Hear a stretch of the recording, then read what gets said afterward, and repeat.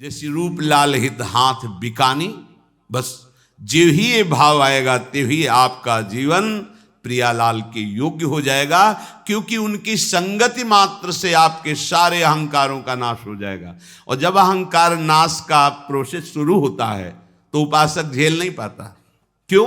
क्योंकि वो अन्य आश्रय लिए होता है। ध्यान रखना, ये मार्ग की बहुत बड़ी खास बात है। जहां आप खड़े हैं वहां से आपको आगे बढ़ाने के लिए, जहां खड़े हो वहां आपको पीड़ा दी जाएगी, तभी आपके कदम आगे बढ़ेंगे। जहां पीड़ा दी गई, अगर पीछे आपका मार्ग है तो आप लौट जाएंगे। पीछे बिल्कुल रकील खींच देनी ऐसी कि अब हमारे लिए पीछे मुड़ने का कोई चांस नहीं। कोई व्यक्ति वस्तु स्थान मेरा नहीं है। अगर हमें बढ़ना है तो आगे बढ़ना है, नहीं तो यही खड़े रहना है। जब आप चाहे तब यहां से पकड़ के ले जाए, पीछे कदम जाने का हमारे लिए कोई मार्ग नहीं रह गया। और यहां ऐसे चल रहे हैं उपासक, ऐसे कि इधर हाथ फैलाए और इधर पकड़े हुए कि अगर इधर ठीक नहीं लगा तो ये तो है ही, तो वहीं लौट के खड़े हो जाते हैं जाके। क्योंकि ताप के बिना, जैसे स्वर्ण को ताप लगाकर पिघलाकर उसे आकार देते हैं, हार कुंडल कंकण आदि, ऐसे ही ये ताप हमारे मन की वासनाओं को, पापों को, मलिनता को भस्म करके सहचरी वपु प्रदान करेगा। पीछे सत्संग में सुना था, श्री भगवान कह रहे थे, मेरे लिए विविध तापों को सहते हैं, कष्ट को सहते। कौन? जिनका अन्य कोई आश्रय नहीं रह गया। अन्य आश्रय रह गया तो माता पिता भाई बंधु रुपया पैसा खेती बाड़ी सबके घर में होती है। जो भगवत मार्ग में चलता है वैसा तो नहीं कि उसका घर भिखारी ही रहा है। अब अगर इधर उसको असुविधा और प्रतिकूलता नजर आई और उधर से संबंध काटा नहीं तो वहीं पहुंच जाएगा, पक्की बात है।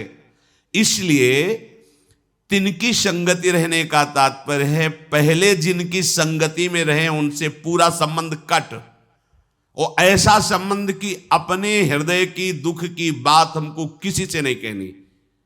अब अपने लोग क्या होते हैं कि अपने दुख की बात जहां से निवृत्त होनी है वहीं हमारी भावना कमजोर हो जाती है, और जो हमें दुख में फंसाने वाले उन्हीं से दुख निवृत्ति का मार्ग मांग लेते हैं और हम वहीं फंस जाते हैं। ये बात पवित्र हृदय ही समझ सकता है। अहंकार का नाश हुए बिना भगवत प्रेम प्राप्त नहीं होता, और बिना गुरुजनों की शासन वृत्ति के ये अहंकार नष्ट नहीं होता। अहंकार छोटा मोटा देवता नहीं है, ये मूल है सृष्टि में। अहंकार से ही त्रिगुणात्मिक अहंकार वृत्ति हो, उसी से सब का प्रादुर्भाव हुआ। महातत्व से अहंकार, अहंकार से पूरी सृष्टि प्रकट है। ये संस्कृति मूल शूल प्रद नाना और सकल शोक दायक अभिमाना, ताते करहि कृपा निधि दूरी, सेवक पर ममता अति भूरी। भूरी माने बहुत बड़ी, अपने सेवक पर बहुत बड़ी ममता रखने वाले प्रभु और प्रभु के स्वरूप गुरुजन हमारे अहंकार का नाश करते हैं। अगर गुरुजनों के पास तुम आदर प्राप्त करने के लिए आए तो भूल जाना, वो मान और आदर का नाश करने के लिए ही तो बैठे हैं। और तुम वहां मान और आदर का पोषण चाहोगे तो फिर माननी प्रियाजू को नहीं प्राप्त कर पाओगे। प्रियाजू तक, लाडलीजू तक पहुंचने के लिए इस मान और आदर का नाश करना होगा। सब ही मान प्रद और आप अमानी। अब ऐसे जनों को क्या लगता है कि जहां आदर मिले, अगर हम कुछ भी सेवा करें तो माइक से बोला जाए कि आप खड़े हो, इनको माला पहनो, चुनरी पहनो, देखो ये हैं, इन्होंने हमारे को ऐसा ऐसा सेवा किया, और वो फूल रहे हैं। क्या हुआ? सब खत्म तुम्हारी सेवा का महत्व। और अगर सेवा की इसके बाद डांट लग गई, क्या समझते हो तुम? अब तुम्हें लगा कि इतना तो रात भर हम फूल मंगला बनाते रहे, एक फूल इधर से उधर हो गया, हमें डांट लग गई। पूरी की पूरी सेवा सुरक्षित जमा हो गई श्री जी के पास। अब तुम्हें पता नहीं इस रहस्य को, तुम्हें लगा कि यहाँ तो कोई महत्व नहीं, सेवा का रात भर जग करके फूल बंगला बनाते, सुबह डांट लग जाती है। अरे कम से कम वाह ही कह दे कि क्या बात है, ऐसे बोल दे। ऐसे नहीं, क्या बात है नहीं बोले। यहाँ बात की बात में पहुंचाना है तो यहाँ क्या बात बोल देंगे तो कोई बात ही नहीं है। बहुत सावधानी की जरूरत है। अब आपकी बुद्धि एक छोटी सी सीमा को केवल जानती है। असीम रूप राशि, प्रेम राशि, सौंदर्य राशि, महामहिम श्री लाडली जो तक पहुंचाने के लिए जब उनके निज जन आपकी बुद्धि में प्रकाश देना चाहते हैं तो आप भाग पड़ते हो। इसीलिए सेवक जी की तिनकी संगति, उनकी संगति छोड़ दी तो खत्म खेल। फिर लोहे में सामर्थ्य नहीं कि सोना बन जाए, चाहे जितना गंगा में पड़ा रहे, जमुना में पड़ा रहे। ये केवल पारसमणि का ही सामर्थ्य प्रभाव है कि जंगहे लोहे को, कुपात्र लोहे को भी वो स्वर्ण बना दे। आलय बन, सेवक जी महाराज के आलय बन बसत संग पारस के आयस कनक समान भयम। हमारी अगर सान्निधि का भाव रसिकों के बना रहा तो हम लोहा इनके प्रभाव से श्री जी की सेवा के पात्र बन जाएंगे। सब अनन्य साचे सुविध, सबको हो निज दास। सुमिरन नाम पवित्र यति, दरस परस अघनास। जो श्री प्रिया प्रीतम के प्रेम में है वही साचे हैं। भाव, यदि तुम संसार का अभिमान करते हो, अरबों रुपया हमारे पास है, बहुत बड़े पदाधिकारी हैं, हम बहुत बड़े अमुक अमुक अमुक हैं, तो आंख मूंदते ही कुछ नहीं हो, सब रह गया ढेर। अब क्या बचे? जो तुमने शुभ अशुभ किया उसको भोगो जाके। हमारे प्रभु के यहाँ किसी भी अधिकार का प्रयोग नहीं है। शरणागत होकर भजन कर रहे हो, यही तुम्हारा सर्वश्रेष्ठ भाव। अगर ये नहीं तो फिर सब झूठा, सब झूठा। उमा कहो में अनुभव अपना, सत हरि भजन जगत सब सपना। अब तुम अपने को माने हुए हो धनी, पदाधिकारी, बड़ा वैभव, बड़ा सम्मान, लेकिन जब काल का एक तमाचा लगा तो सब बिखर गया, कुछ हाथ नहीं लगा। तो साचा कौन हुआ? जिसके पास परम धन राधा नाम है, जो प्रियालाल के प्रेम में डूबे हुए हैं।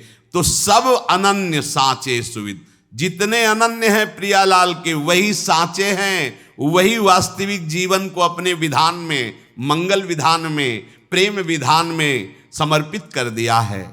ऐसे प्रेमी अनन्यों का मैं निज दास हूं। निज दास का तात्पर्य होता है बिका हुआ दास। बिका हुआ दास का मतलब होता है कोई भी बदले में सुख की चाहना नहीं, बस आपकी आज्ञा में तत्पर। ये बड़ा कठिन है। श्री भट्टदेवाचार्य जी ने कहा है, घर जाया निज दास। मैं आपके घर का दास हूं, बाहरी नहीं कि सर्विस कर रहे हैं हमें पेमेंट मिल रही, नहीं, आपके घर का हूं। घर का मतलब बिका हुआ हूं। अब आप जैसे जैसे जोई जोई प्यारो करे सोई मोहि भावे, जैसे चाहो प्रभु, मैं तो आपको समर्पित हूं। तो मैं ऐसे रसिकों का निज दास हूं। निज शब्द बड़ा गूढ़ होता है। निज जनों के साथ ही प्रभु दिव्य लीला करते हैं। बाहर तो भगवान रहते हैं और निज जनों के साथ प्रभु भगवान नहीं रहते। जिस भाव के निज जन होते उनके साथ वैसे ही खेलते। सखाओं के साथ खेल देखकर बड़े बड़े ऋषि मुनियों, ब्रह्मा को भी आश्चर्य हो गया। ऐसे भगवान खेलते, ऐसे भगवान का भोग लगता है भला। तो उनके सामने भगवान है, लेकिन निज जनों के सामने उनके प्यारे लाडले लाल हैं। ऐसे ही जो रसिक जन हैं, तो आप जब निज जनों के साथ होते हैं तो उनका कुछ और स्वरूप होता है। वो निज जन ही जानते हैं। जो निज जन नहीं है वो उस स्वरूप को जान भी नहीं सकते हैं। ये वही है, वो स्वरूप क्या है और ये स्वरूप क्या है। बस ब्रह्मा जी को है कि ये वही भगवान जिनके भ्रकुट से सूर्य डर करके तपता है, काल भी डरता है, वायु भी प्रवाहित होती है। एक सखा अपने मुख में ली हुई छाछ उनके मुख में डाल रहा है, ये वही भगवान है। ये निज जनों का है। अब निज जन जब हो जाता है तो वो निज सेवा का अधिकार, लाडली जू के, पहले रसिकों के निज जन, तब लाडली जू के निज जन, क्योंकि यहां से पास होकर श्री जी की सेवा की योग्यता प्राप्त होती। नहीं तो देखो कैसी सेवा है वहां।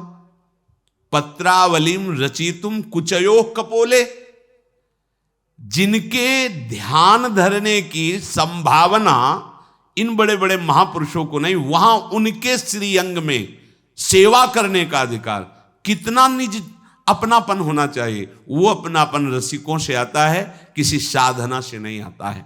इसीलिए सेवक जी कह रहे निज दास, मैं उनका अपना दास हूं।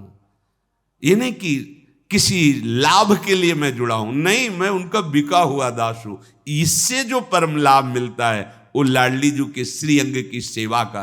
विचिन्वंती के शान क्वचन कर जय कंचुक पटम क्वचाप्या मुंचंती कुछ कल, ये दूसरा कोई साधन पथ में चलने वाला नहीं, ये रसिकों के निज दास को सौभाग्य प्राप्त होता है।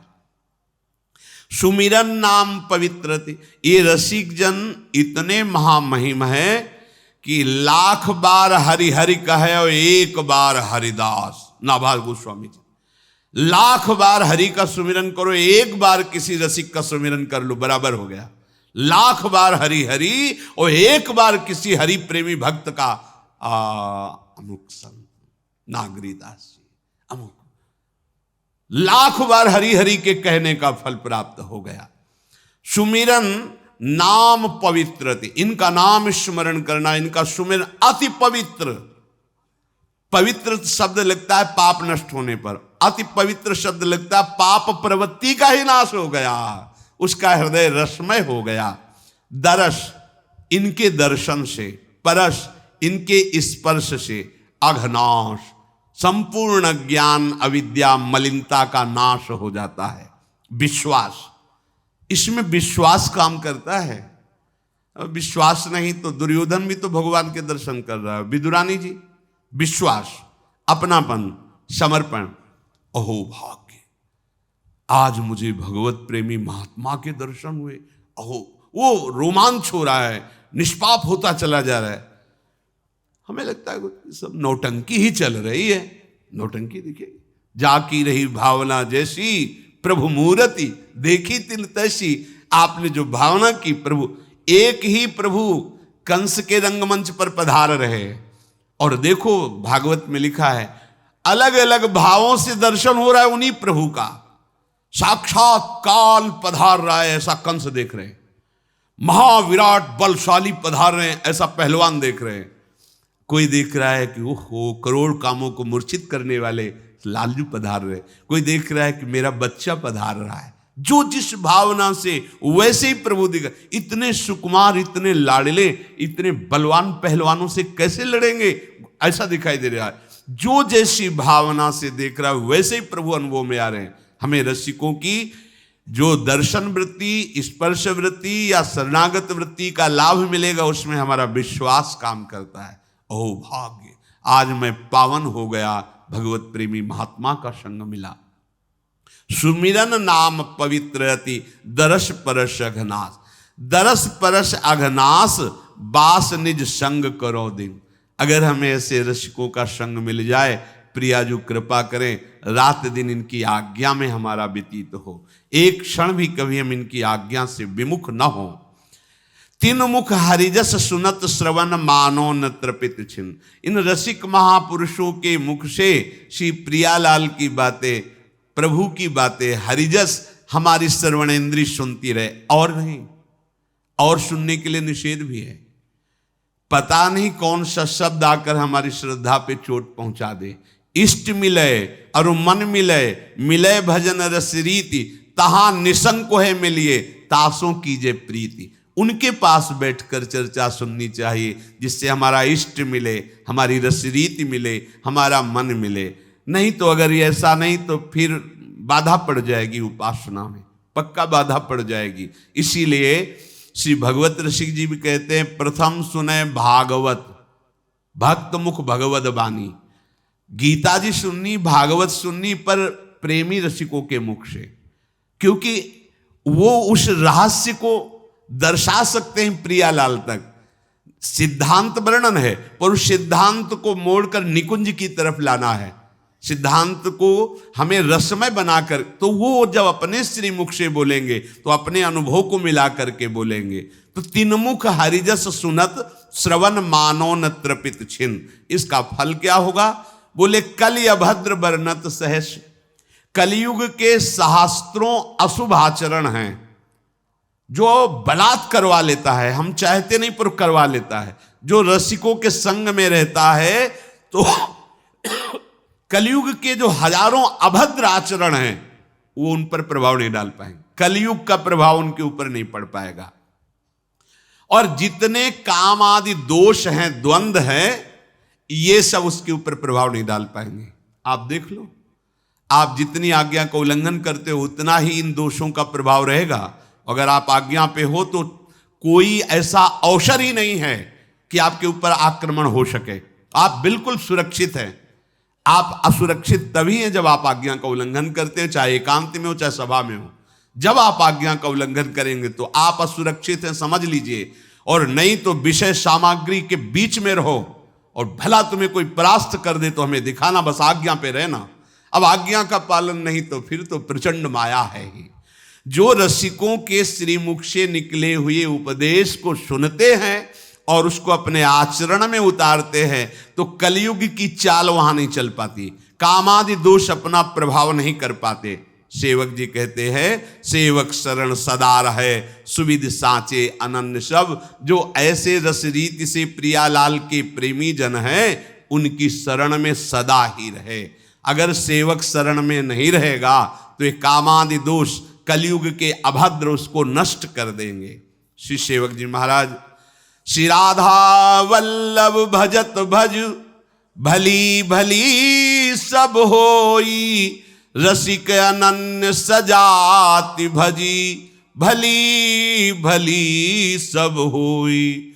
भली भली तब होई जबहि हरिवंश चरण रति, भली भली तब होई रचित रस रीति सदामति, भली भली सब होई भक्ति गुरु रीति अगाधा, भली भली सब होई भजत भज श्री हरि राधा। जो राधा वल्लभ लाल के भजन करने वाले जन हैं उनका जो भजन करते हैं, महाप्रभु हरिवंश चंद्रजू ने हरिराम व्यास जी को एक ही उपदेश किया, श्याम श्यामा पद कमल संग सिर नायो। ये है अनुराग का मार्ग। और त्याग, जैसी हरिवन प्रपंच बंच सब एक ही शब्द में कह दिया, सब हमारे लिए प्रपंच है। हमारे लिए उपासना क्या है? श्याम श्यामा पद कमल संगी तिन सिर नायो। राधा वल्लभ लाल के भजन करने वालों का भजन करने से सब प्रकार से भला होता है। जो अपने सी प्रिया प्रीतम के प्रेमी जन है, जो नित्य विहार रस भजन में डूबे हुए रसिक अनन्य जन हैं, इनका भजन करना चाहिए। भजन का तात्पर्य होता है भज धातु सेवायाम, सेवा का तात्पर्य होता है आज्ञा। इनकी आज्ञा में रहना चाहिए। जो प्रियालाल के भजन करने वाले रसिक जन है, इनके चरणों का आश्रय लेकर इनकी आज्ञा में रहने से सब भला ही भला होता है। क्योंकि इनके चरणों के आश्रय से आचार्य चरणों में निष्ठा प्रकट होती, प्रीति प्रकट होती है। बिना गुरुजनों के किसी को भी बोध नहीं होता, ध्यान रखना। चाहे शिव बिरंच सम होई, चाहे भगवान शंकर और ब्रह्मा के समान ज्ञानी हो, तो यही पता चलता है। जब गुरु चरणों में बैठो तब लगता है अगर गुरु कृपा ना हो तो जीरो के जीरो ही है, अगर गुरु कृपा हो गई तो हीरो के हीरो है। गुरु मेहरबान, सब काम बन गया, सब काम बन। ये देखा है, ये देखा है। साधना एक तरफ है, तपस्या एक तरफ है और गुरु कृपा एक तरफ है। बोले जब रसिकों का हम संग करते तो आचार्य चरणों में प्रीति होती है। आचार्य चरणों में सुदृढ़ प्रीति रसिक महापुरुषों की कृपा से होती है। नहीं, आचार्य में प्रीति नहीं होती, ध्यान रखना। आप राधा राधा बोल सकते हैं, लेकिन हरिवंश महाप्रभु के चरणों में निष्ठा तभी आएगी जब रसिकों का संग होगा। तो आप राधा राधा बोलकर परम कल्याण हो जाएगा, इसमें कोई संशय नहीं। पर बिना हरिवंश कृपा के सहचरी वपु धारण करके श्री जी की सेवा में कल्याण होना और सेवा में पहुंचना, दोनों में जमीन आसमान का अंतर है। सबे अंग गुणहीन हो ताको यतन न कोई, एक किशोरी कृपा से जो कछ होए सो होई, सोऊ कृपा ति सुलभ नहीं ताको कौन उपाय, चरण शरण हरिवंश की सहजई बन्यो। जो रस श्री हरिवंश ही गावे, कोई बिरला बिरला। निगमागम की कौन चलावे, महाविष्णु के मन नहीं आवे। या रस को तबही अधिकारी, कृपा करें जब राधा प्यारी। और कृपा लाडली तबही करें जब श्री हरिवंश जो कर सिर धरे। सच्ची कहते हैं महाप्रभु प्रति क्षण अपने शरणागत का भरण पोषण, किसका, शरीर का तो हो ही रहा है, स्वरूप का करते हैं। उनकी कृपा के बिना श्री जी के नवनिवृत्त निकुंज में प्रवेश पाना हृदय का बहुत कठिन विषय है, वो आप सब देख लो। और जैसे जैसे आचार्य चरणों में प्रीति बढ़ेगी तो गुरु चरण तुम्हारे जीवन धन हो जाएंगे, क्योंकि वहीं से वहां प्रीति बढ़ेगी। और जैसे आचार्य चरणों में प्रीति बढ़ेगी वैसी लाडली जो खेलने लगेंगी आपके साथ, पक्का, इसमें कोई संशय नहीं। ये यहां की बात कहते हैं, यहां जो लिखा है ना, वो तब बात बनती है जब गुरु कृपा से यहां जागृत होती है। बिना हरिवंश कृपा के इस वैभव में प्रवेश होना असंभव।